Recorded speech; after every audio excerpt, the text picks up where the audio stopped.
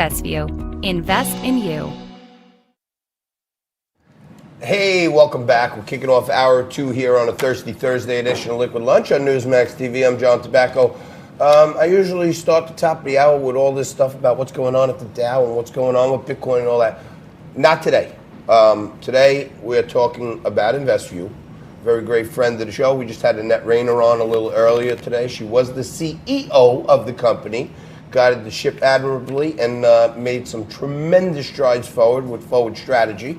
And now joining us is the new CEO of Investview, Joe Cammarata. Joe, thanks for joining Frankie and I here for a Liquid Lunch.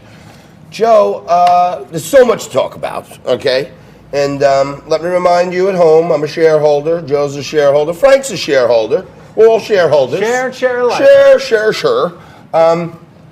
This is not a solicitation to buy stock. We are not suggesting that you should go out and buy stock today. Do not take any financial advice from me whatsoever. But feel free to share a drink with me anytime you want. But Joe, much more accomplished person than I am in leading companies and starting companies.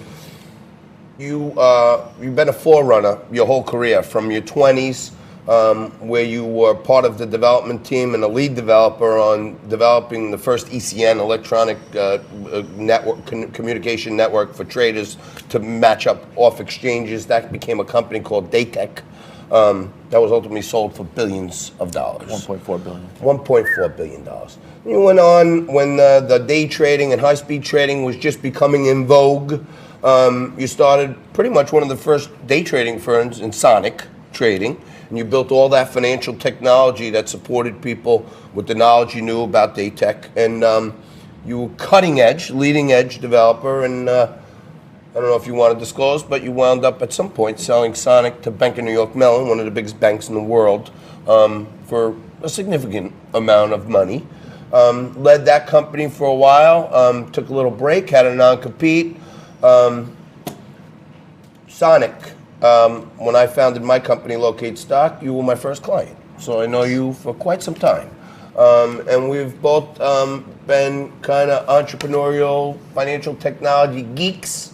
And Joe has always been on the cutting edge of things. And when I was working with Overstock.com, Dr. Patrick Byrne and team started talking about blockchain. They wanted to get an expert, and they wanted to get a guy who understood technology and tokens and this new phenomena of the new economy.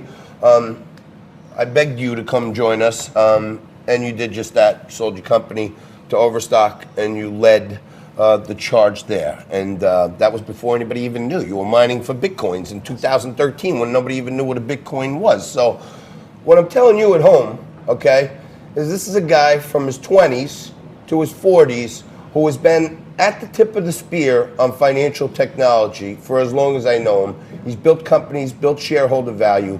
And once again, I begged Joe, or at least encouraged and compelled him to help us. And it led to you getting together with Annette and Mario and figuring out a way. Tell our audience what's going on with Investview, Joe, and where you think your leadership can take this. Yeah, well, thank you, John, and thank you for recruiting me. Yeah, I'll drink to that. Investview, I've known the company for a while. I've gone back with them in some of the previous companies we've dealt with.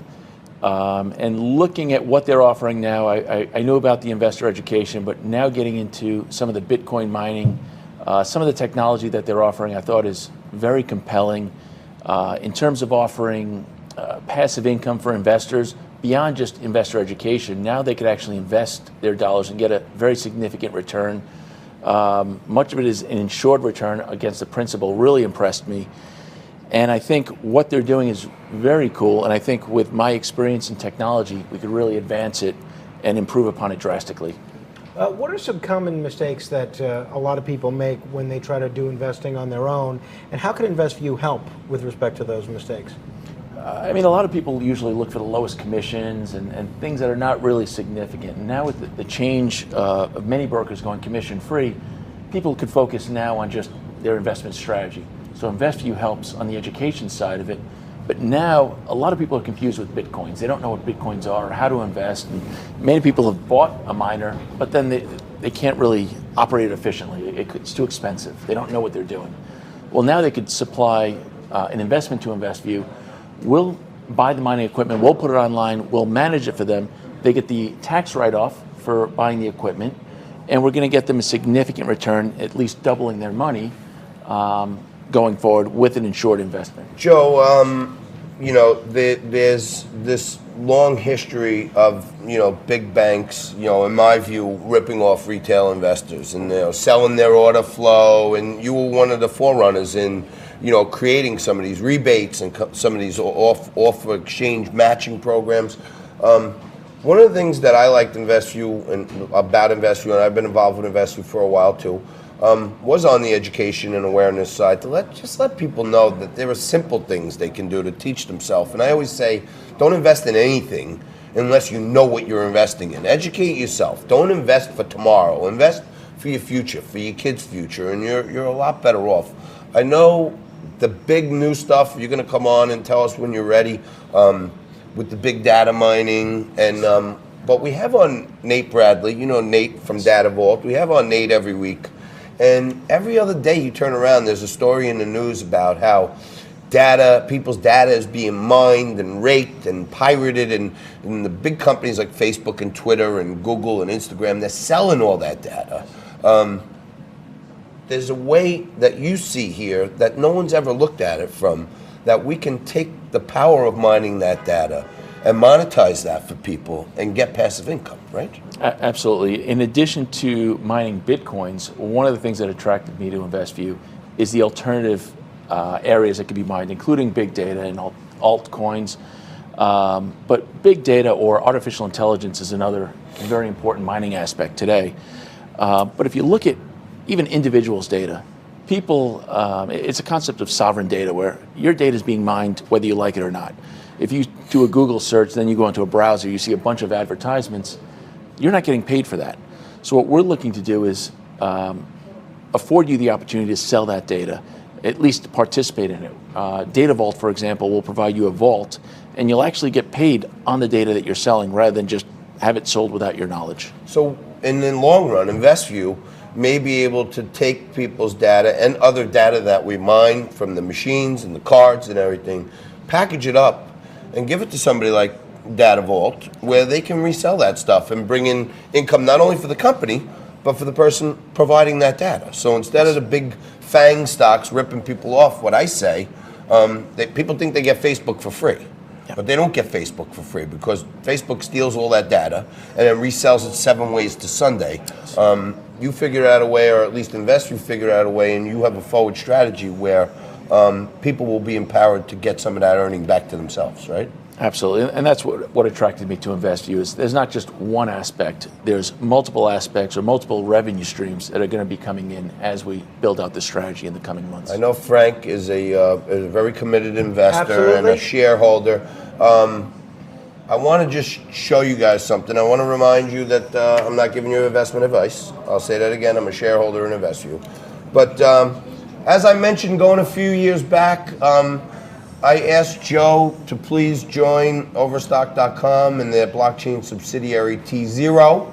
Well, that's the chart from when I joined Investview. Now this chart, Joe, I want you to take a look at with me. This is in 2016, way down there on the bottom left, when you joined and became CEO of Overstock.com. Of T0. And of T0, not Overstock subsidiary. And that blue arrow is approximately the point where management thought that you had done enough work for them and they had better ideas, and you moved on, they moved on amicably. But the stock price seemed to have a tremendous move up under your leadership, and it seemed to have a precipitous move down post your leadership. Investview stock has gone up a little bit by the efforts of Annette and others since I've joined. Past performance is no indication of future results. Objects may be closer than they appear in the rearview mirror. If you want to hear this broadcast in Spanish, press the SAP button on your television. I know what you've done and the thing you've done in life, and I feel like one of the reasons that I made a big case for you to come is because I think the shareholders of Investview are in for a great ride now that you've joined. Certainly, I'm trying, and I'm putting my money where my mouth is. Taking a $1 a year salary, so it's really I'm not successful unless I build shareholder value. So it's very important to me as So well. Frank, as a shareholder, just so you know, here's your CEO, your new CEO. He's taking a $1 salary. And there are a bunch of other incentives, which are basically all, Joe, based on you performing and increasing the shareholder value. So there's no money to be made here, and for you personally, unless shareholder value is created in the company, it goes higher, and even at those points, you have a bunch of benchmarks where you can't even sell stock for a while. So you're in this for the long run, and you've made this, that, millions, who knows? But Frankie, you think he's safe now or no? Hope so. No, I was asking Joe if he's safe. Yeah, I'm telling you, He's a new investor, but he likes to invest in our companies that come on the show that we believe in. And by the way, we don't just let every company come on the show. If we think it's a hunk of crap, we don't have them on. And if we do have them on, we want to take a position to show our audience, hey, we're not telling you what the Bible, we're telling you what we've done. Joe, I want to thank you so much for joining Investview, for joining us for a liquid lunch. And are you going to come back soon and give us the rundown on all the new products and any new developments? Okay, great. You heard it from him. You heard it from Annette, who Joe replaced, and she stays on as the Chief Operating Officer. She's really the one who's calling all the shots, but Joe's leadership, vision, and foresight are going to combine with Annette's talents and the rest of the team and the 35,000 distributors worldwide.